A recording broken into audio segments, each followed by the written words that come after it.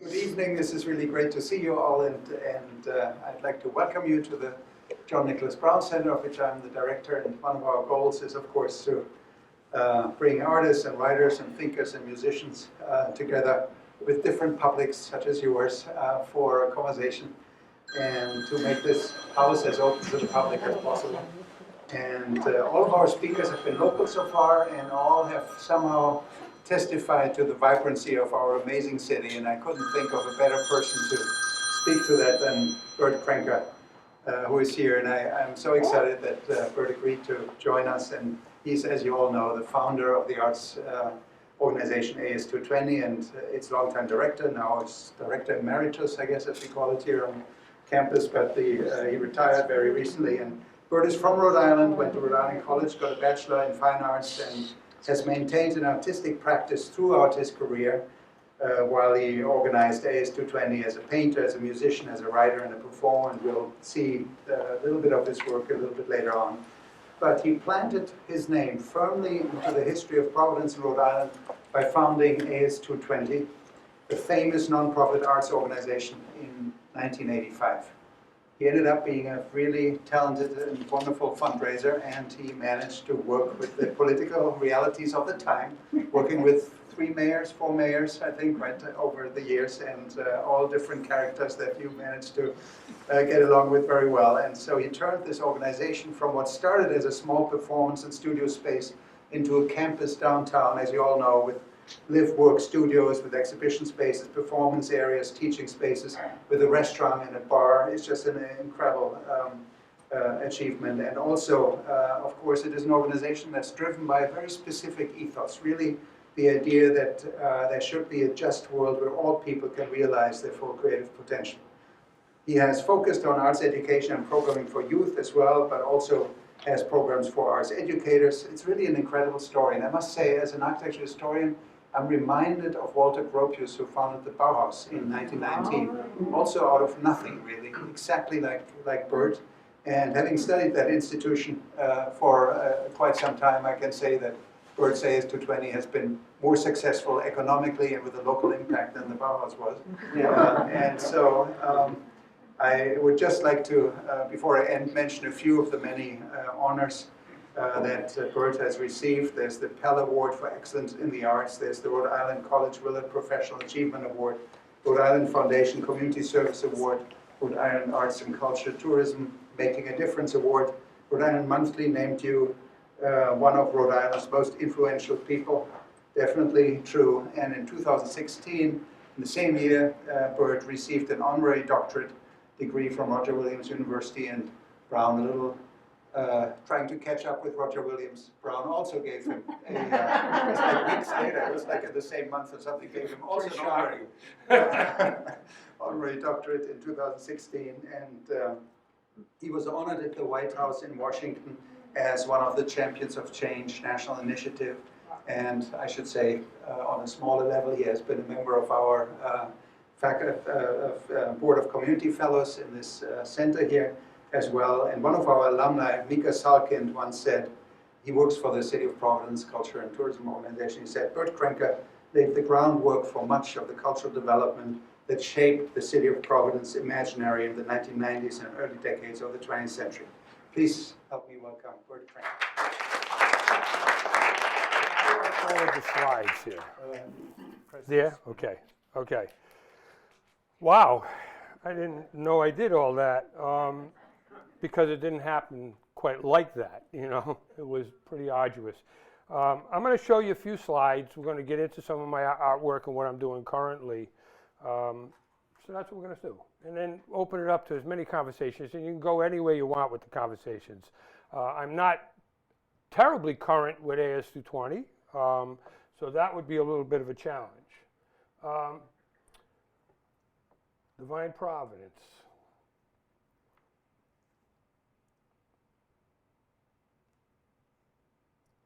So I don't know how many people were here back in the early 80s was living in Providence here.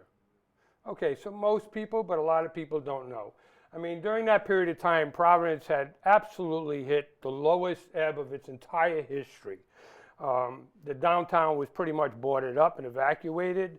And there really wasn't much going on at all in the city. Most people wanted to leave, and particularly artists. Artists wanted to go to Boston or New York. And what I had witnessed was artists from Rhode, Providence, musicians, visual artists going to New York, getting 3 part-time jobs in New York, not being able to do anything, and coming back in a couple of months. Okay, that's what I was experiencing with a lot of my friends at the time. And of course, you know what it is today, and it underwent quite a renaissance. And for those people who don't know the origin of ASU20 or the origin story, we'll go through that very quickly. In 1983, I was going through a divorce. I was making artwork, and I had an exhibit, a one-person exhibit at Antonio de Toro's studio gallery on Steeple Street. Antonio was a person who had taught at Hope High School. He was in the Second World War. He was in the Bataan Death March. He was a prisoner of war in Japanese prisoner of war camps for 3.5 years. Was a very intense and profound human being who took me under his wing at a time, and I was pretty much self-taught at this point.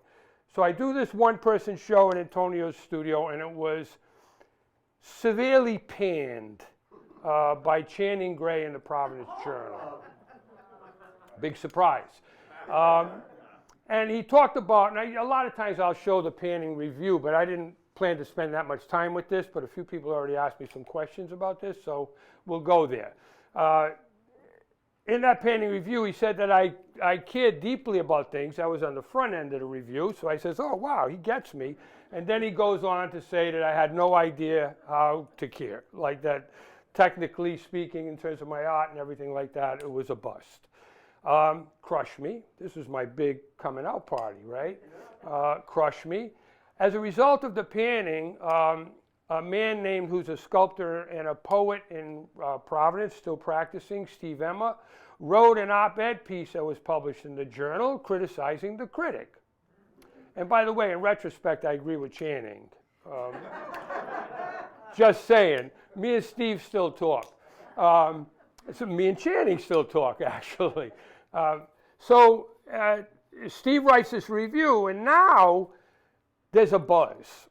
And there's a lot of artists coming out of woodwork and say, what is this about? And plus, they were looking for something, right? The town was desperate. There was very little connection. A lot of the clubs were starting on the verge of closing in downtown. And so we got together, and one night after, the gallon of wine and 4 pounds of cheese, I suggested that we start meeting at my house and talk about what maybe we can do about this. And the complaints were that the arts weren't valued in Providence and Rhode Island, the reviewers didn't get it, there were very few reviews, all of that kind of sort of atypical kind of critique. So we started meeting at the house, and we started talking about what are we going to do. So we decided we're going to write a manifesto, and that's the manifesto that we wrote. It's pretty primitive. At the end of it all, of the dozen or so people who participated in the conversation, only 3 people decided to sign it. That was myself, that was Stephen Emma, who really was who penned this. We would have debates, he'd take notes, he'd go away, he'd come back with a version, we'd critique the version, and this is what we finally ended up with. And yet, it was only the 3 of us, and Martha and Stephen were married. So I don't know if that counts for 3 or 2.5 or what we would call that, right? Then we sent this out, and it got published in a number of newspapers. Remember the days when every town had its own newspaper and everything? Well, they all published it. And we posted contact information for ourselves, and we started getting hearing from people. Basically suggesting that it's easy to complain, what are you going to do about it, right? So we said, well, we got to do something. So we did a thing called the Rhode Island Art Event, and it was a completely unjuried, uncensored event on the 2nd floor of the De Toro studio, where my show had been, and anybody who brought a piece of work within a certain time frame, we hung it. And we hung it from the floor to the ceiling. We used the Ashamu Dance Studio at Brown University. Brown participated for performances. And I would like to tell you 20,000 people lined the streets to get in to see the show, and that isn't what happened. Okay. Now, it was a good turnout by Providence standards in them days for an art event, but it certainly wasn't anything that was going to rock the world. As a result of that show, I got an invitation to go to be an artist in residence at a place called the New England Center for Contemporary Art. It was a converted chicken farm in Brooklyn, Connecticut. And as a result of that, I got to meet a lot of interesting people because Henry had a lot of good contacts in New York, and my world started to really open up. So I really encourage you to do a bad art show because it really can set some things in motion. Long story short, back and forth to Europe, I did a show in Italy, and a lot of things started to come together. But I got to a point where I'd gone through the divorce, I had completely dematerialized, if you will, all my possessions. I was washing dishes. If people remember Alfredo's restaurant on Dare Street, they were my relatives. The Andriosis come from the same village in Italy, and I was washing dishes there. And I decided that we needed to do something, and I wanted to start a place, and I wanted to base it on the values and principles that are sort of implied in this document. So I decided I wanted to open a place that was completely unjuried and uncensored, and I went, there was a pretty much non-functioning building on Richmond Street. I found out who owned it. Well, we actually started on the third floor PPAC, in office space up there, but we got thrown out of there quick, politely. I still have a very good relationship with Lynn. And we went around the corner. We had to leave there. Some remarkable events that you can ask me about that we did there. Unbelievable. And then we went around the corner, Richmond Street, to this building, found our landlord, said, I'll pay you some money. It was $500 a month, I think. Let us move up there. There was no heat or anything. We had to put in a fake shower. We started living there. And there was maybe about 7 of us at its peak were living there illegally, and we started putting on events. Then eventually, James McGrath opened up the Rocket on the first floor, and that building became really essential place to the sort of culture and art scene in Providence. And there were a few other things going on as well, Newspeak, bookstore, and a few other things, all alternative stuff. And I like to talk about the context because so much I just did an interview with some people from New York who are doing a documentary on Providence in the 80s. And the jump-off point is Michael Townsend's apartment in the mall. And you can ask me about that later if you don't know what that was.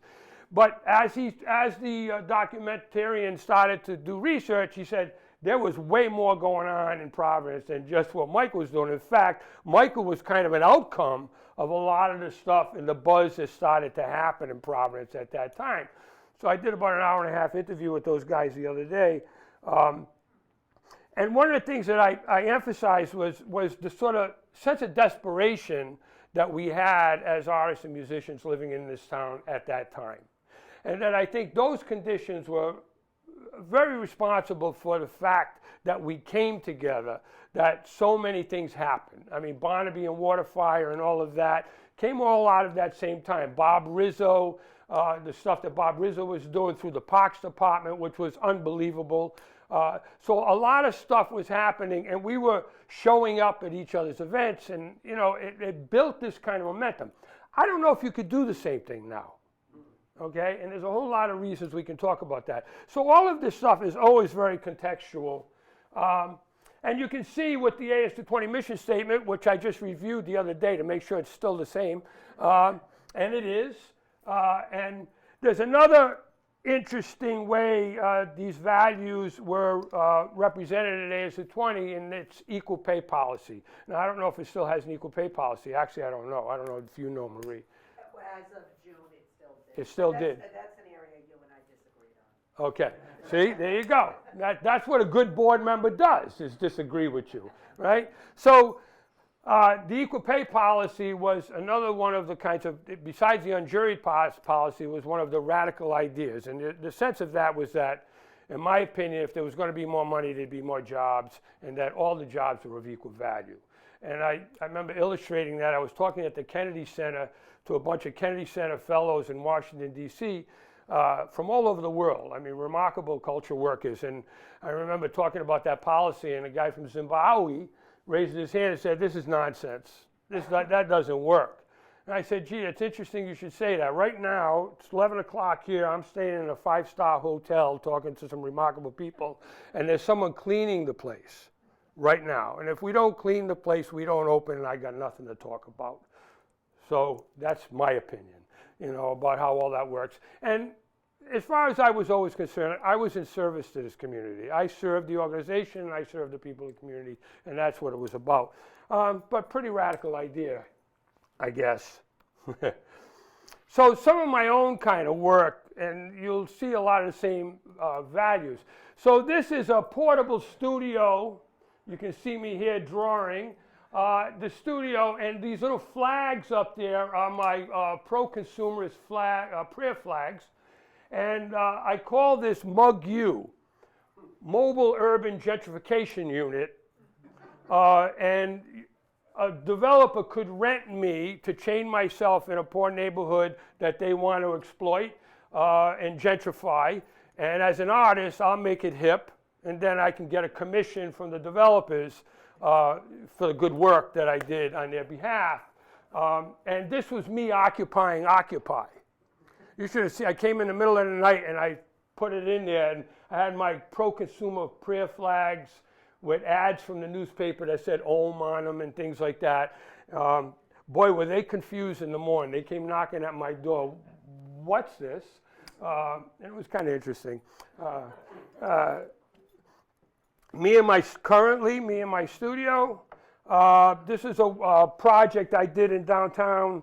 I did about 30 of these 6-foot portraits, and I had them in windows all downtown. And then I'm just going to show you a bunch of different pieces. That first one is part of a kind of advanced kind of doodle body of work where there were hundreds and hundreds of those. This body of work is called Fragments. I had a lot of wood scraps downstairs, and I figured I wanted to recycle them into art. There's 40 or 50 of these. You can see these some of them have sold. You can see some of those at Nico Bella's restaurant downtown. This is another part of another series that was an evolution of my doodles. When I was working at ASU20, I went to a lot of meetings and a lot of conferences, and I can't. It's really hard for me. And I remember the first time was that there was I noticed that people were leaving, and the pads from the hotel for the conference and pens, they leave them on the tables. So I started collecting them, put them in my bags, and I started doodling, and everything got better when I started doodling. I wasn't falling asleep, for one thing. Then I read a study that says your brain is far more active when you doodle, and you actually retain more information if you doodle during these meetings.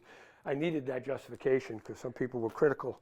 But those doodles led to a whole body of work. These have wooden pieces. This is a shaped wooden piece in there, and there's hundreds and hundreds of these. And there's another kind of example of that work. And then political work. One of my series is about 160 pieces in it. About 30 or 40 of them are political.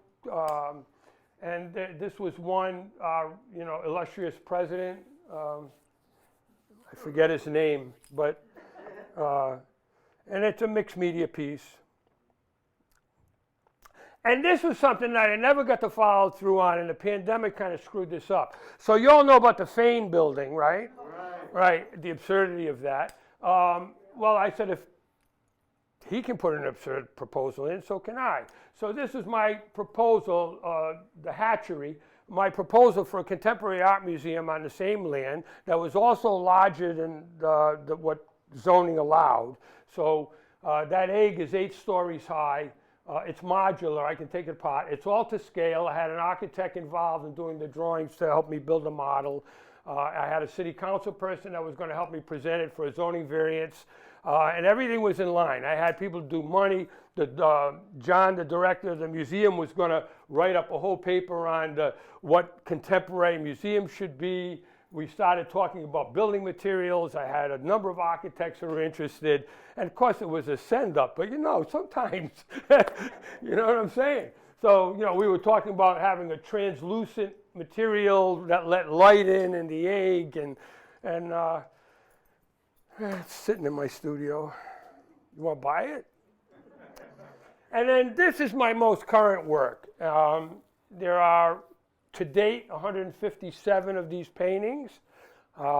They've been selling and getting tremendous reviews, and it's called Divine Providence. So after I retired from ASU20, it was like, what's my focus? I mean, for 30-something years, I was completely consumed by the work of ASU20, day and night. It's unbelievable what it's like to be able to sleep. It's a new thing for me, not spinning my wheels and worrying. When I left ASU20, there was about 50 people employed. And it was, at its peak, it was over $4 million a year budget. And with 3 buildings in downtown Providence that we developed, $30 million of investment in downtown. That's a lot, and it was a lot to manage.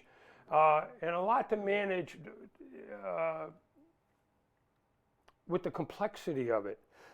Even the deals that we did were as big as any developer could possibly do, using tax credits and federal tax credits and low-income housing and all of these kinds of things that really complicate it, different than a private developer and the challenges. Let me run through some of these. So the concept of these is a kind of pedestrian view of Providence. I've lived in just about every neighborhood in Providence. From South Side, West Side, I live in the North End now. I lived off of Camp Street at different points in my life. Most of these, with the exception, this is a large one, most of them are 11 by 14 inches. I figure everybody's got at least 11 by 14 inches of wall space. This is one of the few East Side pieces. They kind of look bleached in here. They look better than this, trust me. Bait shop. That actually is in the permanent collection of the Rhode School Design Museum. I wish they were more saturated than they are here, but that's a large piece. Federal Hill. And I'm doing every neighborhood. I mean, you will recognize a lot of this. I mean, I used to buy sneakers when I was a kid. There was a bin of sneakers. They were like $2 a pair. You either got low tops or high tops, white or black. That was it. This is Oneyville, Rogers Park. I remember as a kid when there were seals in there. The bridge between, that was actually the original, this isn't the commission piece, but this was a commission. Somebody's son had graffitied it and now is a very well-known graphic designer in New York City, and the father was commissioning a piece of the bridge. So I got my friend Richard Goulis, where's my friend here? Richard Goulis, to take me out in his kayak so I could take some photographs and things and deliver. That ended up 3 paintings. So that's all I have for slide. I have 1 billion anecdotal stories. Any questions about my relationship with Buddy? That's always fun. The complexity of the evolution of AS220. And I think Diedrich has a few questions for me. I have a few questions, and I have a suspicion that the audience has too, so we can alternate. Is there someone who has a question right off the bat? Otherwise, I'll start us off. Anyone? No, I'm sure they'll come. But you have a question? Oh, yeah. Oh no, you had your hand up like that. It looked like half. Go ahead. What does AS220 mean? Yeah. Okay. The way we named it was because we were told Michael Aronson was volunteered to get us work on our 501c3, which was also a curious thing because I don't know about that stuff. Both my parents worked in factories their whole life. My father was an Italian immigrant. My mother's parents were from the Azores. I didn't know nothing about nonprofits or none of that. We just moved into a building, paid the rent, and started letting people perform there. And someone one day said, you know, if you become a 501c3, you can get some money. And I remember them leaving, and I couldn't remember the numbers and the letters, right? And I remember turn around and somebody say, this guy just told me some numbers and letters, and he said you can get money, you know? And two of the names we had considered was the Muse Union or the Beatnik League. Beatnik League would have dated us.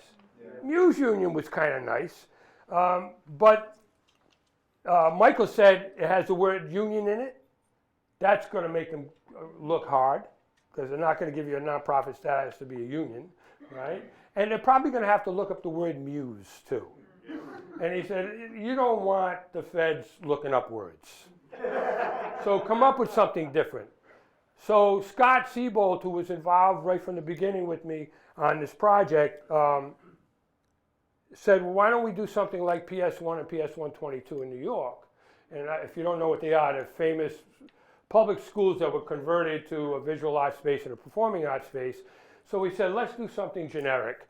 And so it's AS220 Art Space Art Studios, 220 Weybosset Street, which is the address of PPAC. Oh, where you started. Yeah, yeah. And that was always part of the consciousness of AS220, was to try to stay connected to its roots and have that continuity with the history of the organization, you know. So you've already alluded to the fact that you got along well with Buddy Cianci, and I want to, you know, you're so much part of Providence history. You've worked with, I said earlier, I think 4 different mayors. You want to tell us a little bit about the differences of interacting with them? Yeah, I'm totally an advocate for a benevolent dictatorship. You know, and then like with Mussolini, if you don't do it right, we hang you upside down in the public square. So Buddy was efficient if you were on the right side of him. If you're on the wrong side of him, you're going to have some problems, right? It seemed he was entertained by me the few times I met him, but he was efficient. When I would go in there and ask for something, he'd yell at me, scream at me, say, every time you come in here, you're picking my pocket.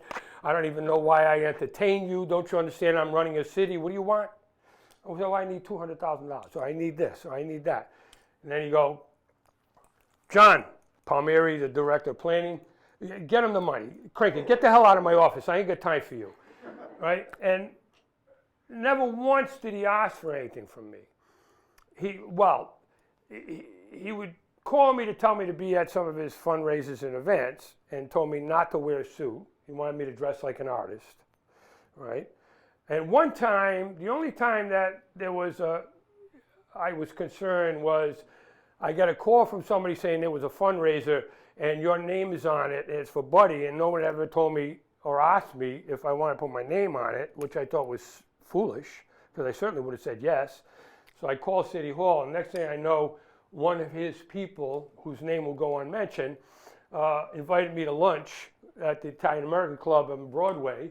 And I sat there and I said to him, I said, is this about the thing? He goes, yeah, we just want to make sure everything's cool, you know. And I'm like, don't be stupid, you know, like, I'm not going to, you expect I'm going to cause problems? I said, does it make sense to have me on an invitation without telling me? I don't, it doesn't make a lot of sense. That was the only rub. And then there were a number of times where he asked me to mediate because of AS220's reputation. So there was some criticism being laid on him by the gay community at one point. And he called me up and I said, well, why don't we have a convening? Well, you know, at the thing at AS220, and you address the community. So we packed the house. And one of the organizers from the gay community had printed up a list of questions for Buddy. And they were very provocative. And they were handing them all out. Of course, Buddy has advanced people. He got the questions. The limo pulls up. The window goes down. He hands me the paper. Crenca, what's this? You know?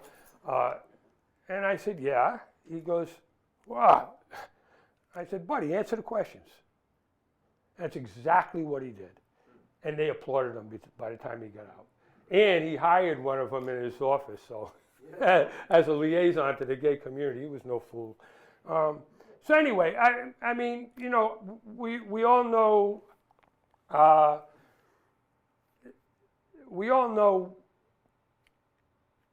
the downside and some of the dark side of Buddy Cianci. There's no question about it.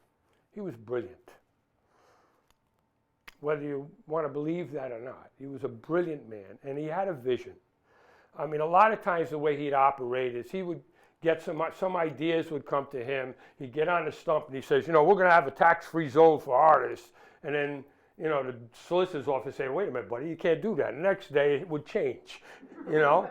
He would say it before he found out whether you could do it or not. Well, in fact, he did do that and created a tax-free zone in the city of Providence. And maybe there were 3 artists living there, and we were all living there illegally, right? So we weren't claiming no money from any paintings we sold anyway, right? But the perception. It got in the New York Times, right? Artists were migrating into the city.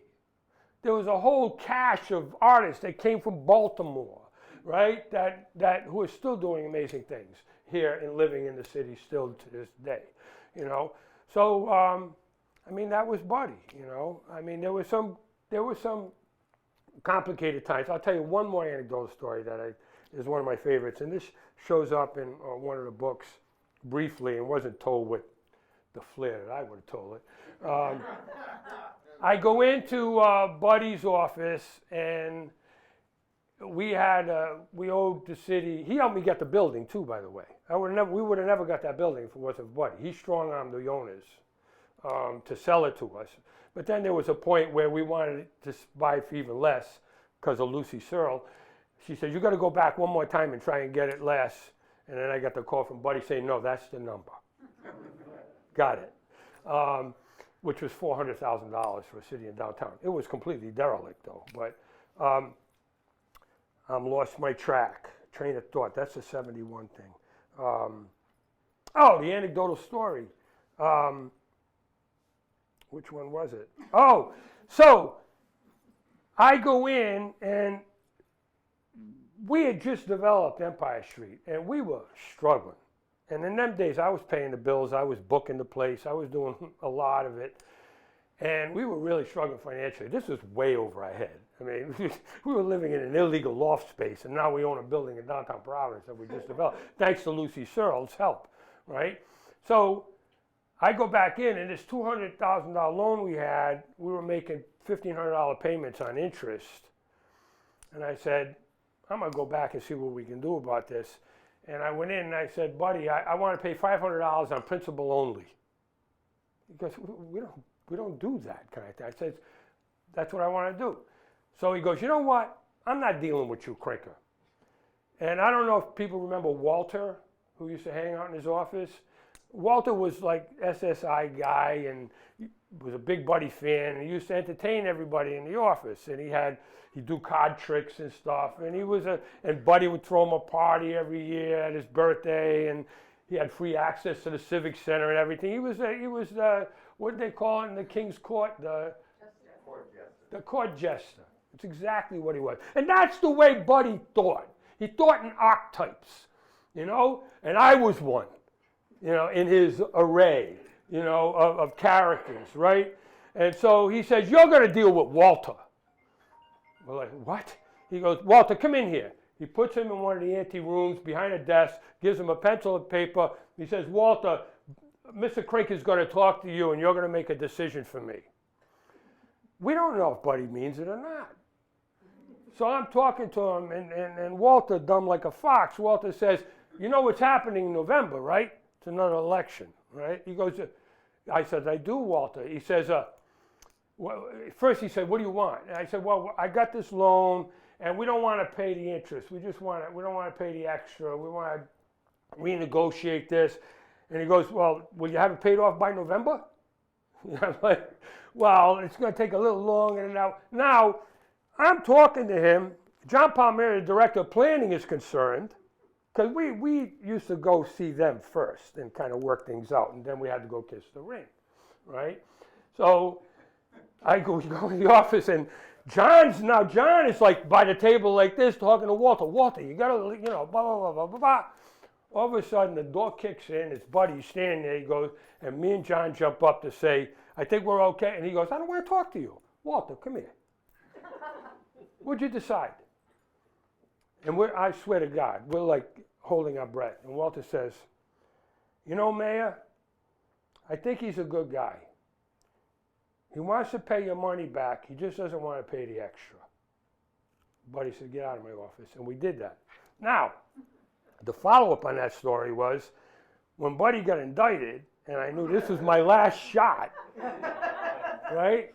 So oh boy, I can get locked up for some of this shit. But I went in to see him, and I says, Buddy, forgive the loan.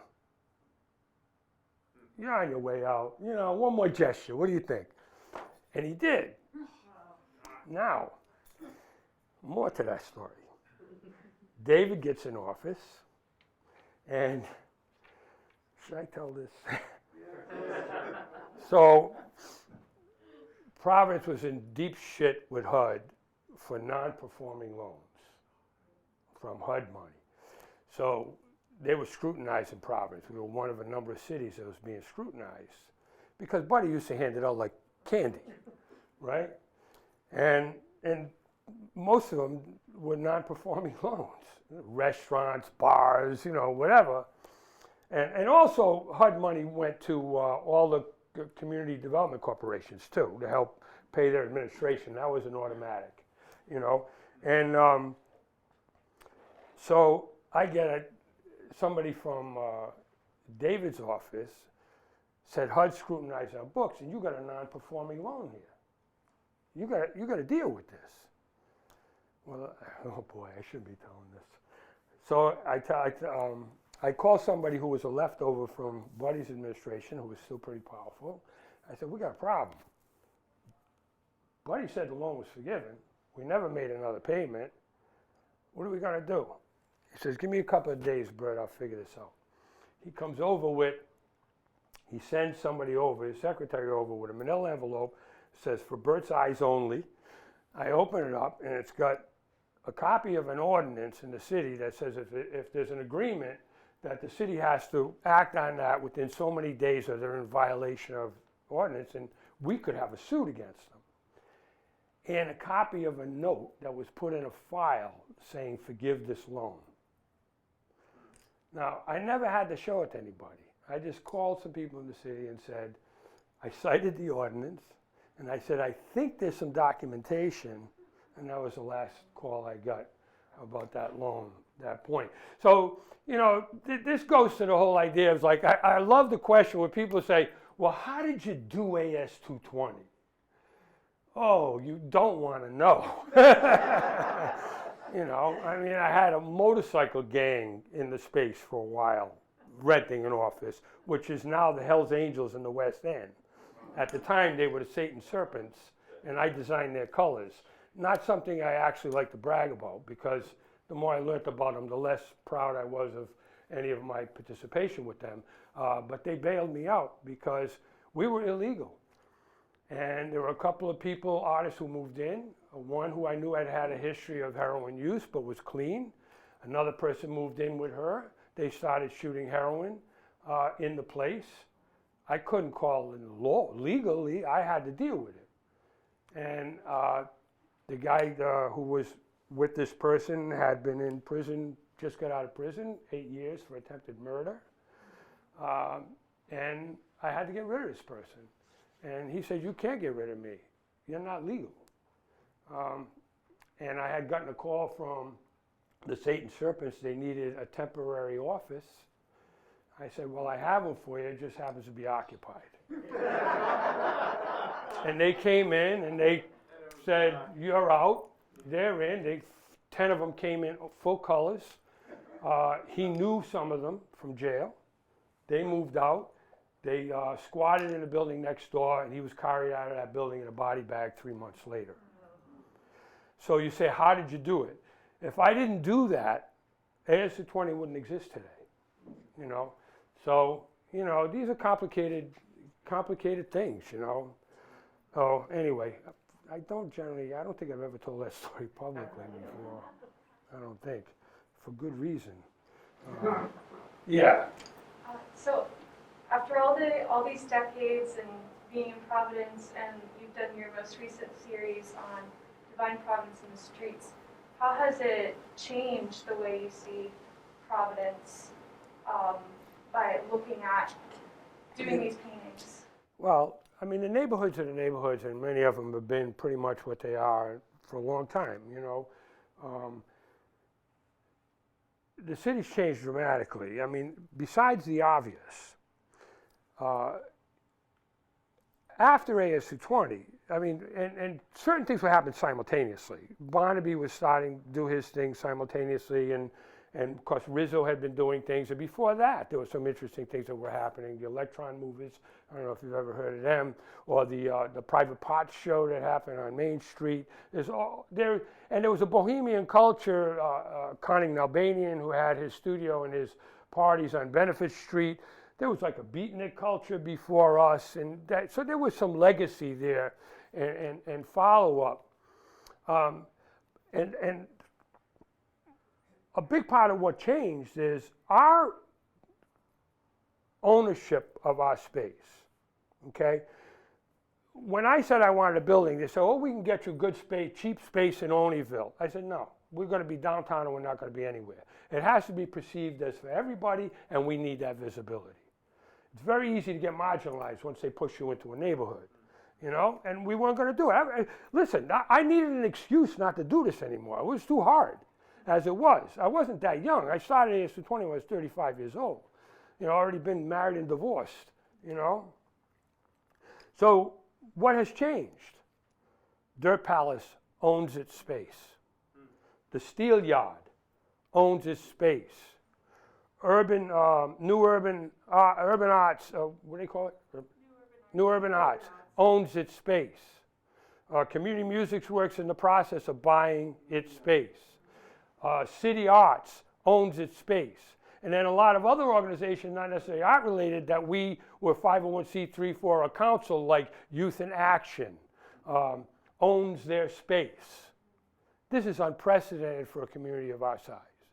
There are that many cultural institutions that are that grounded and at the table, because real estate puts you at the table.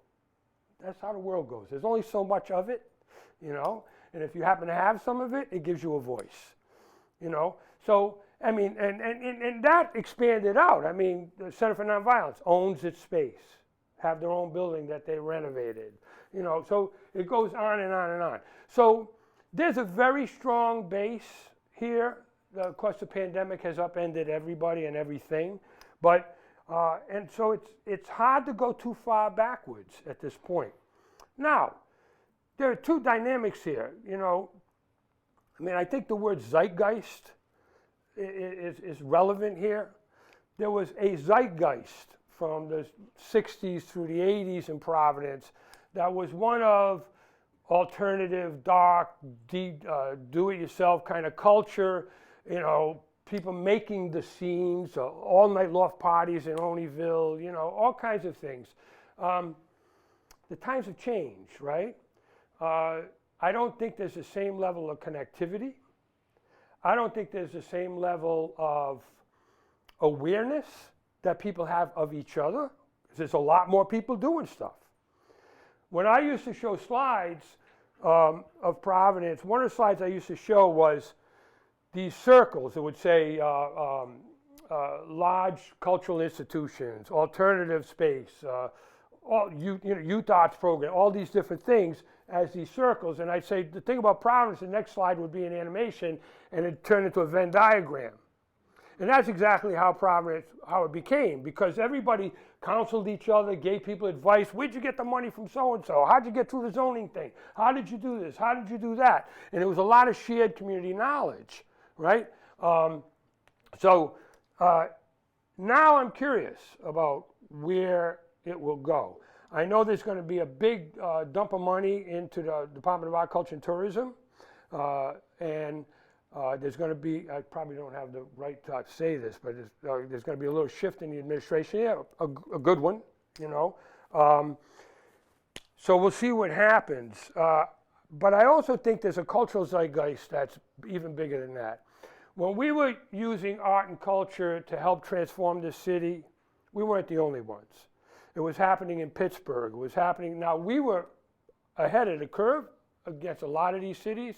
The new urbanist, Andreas Dwani and Buff Chase and that whole crowd were talking about the role of arts. Richard Florida wrote about these things, right? So it was art and culture as part of the solution was part of the zeitgeist and the thinking, right? I think it's shifting, and I think the zeitgeist today has a lot more to do with social justice, equity, and those kinds of things, and that's a wonderful, wonderful thing. And I suspect that arts will be part of the communicator or communication of that, but I don't see it congealed yet, so to speak. You know, it still seems to be disparate. You know, and I suspect that there's going to be something. I think there are already things coming out of it that are pretty phenomenal, and a kind of consciousness and accountability that's coming out of this already. But it's a different time, and it's a different kind of zeitgeist, I think. You know, I noticed the lights went up. Does that mean we're supposed to drink wine now, or we got more questions? More questions? What are your thoughts on like visual art and specifically NFTs? I've been approached by a number of people that want to help me sell my work through as NFTs, some of my work. I don't know. You know, we all know capitalism is the largest, you know, there's capitalism, Christianity, and Islam, right? We know those are the three largest religions in the world. So something like NFTs or cryptocurrency and stuff like that shouldn't be a surprise to anyone, based on, you know, constantly looking for new markets. That's how this world works through capitalism. My friends, my closest art friends, hate it. Oh, they hate it. I don't, what's the hate? It's just another, you know, you can participate or you don't participate, you know. I mean, most of my musician friends hate Spotify. I don't know too many of them that don't have one of those streaming services. You know what I mean? So, I don't know. This was very improvised today because this isn't even what I expected to be doing. So I hope we did okay. Let me. I don't know.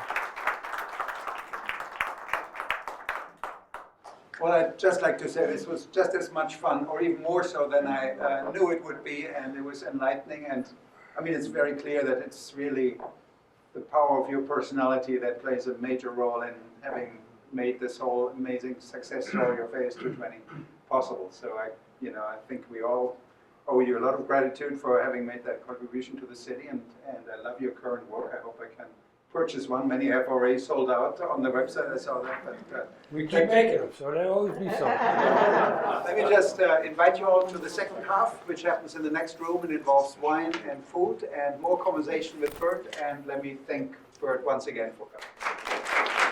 Okay.